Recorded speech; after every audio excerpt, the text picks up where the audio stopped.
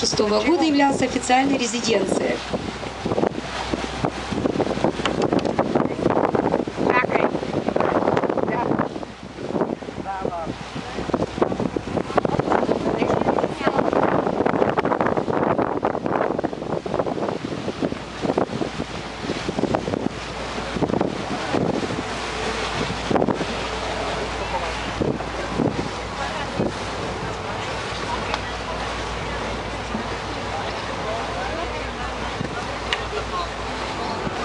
И не се вижда това.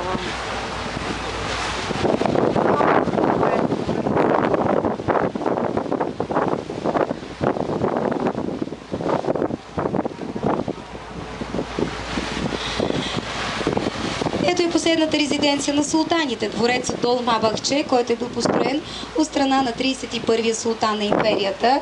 Дворецът е най-красивият, най-впечатляващият дворец в Османската империя. Строи се само за 13 години, от 1856 година става официална резиденция на империята. Отляво е мъжката част Селян Лък,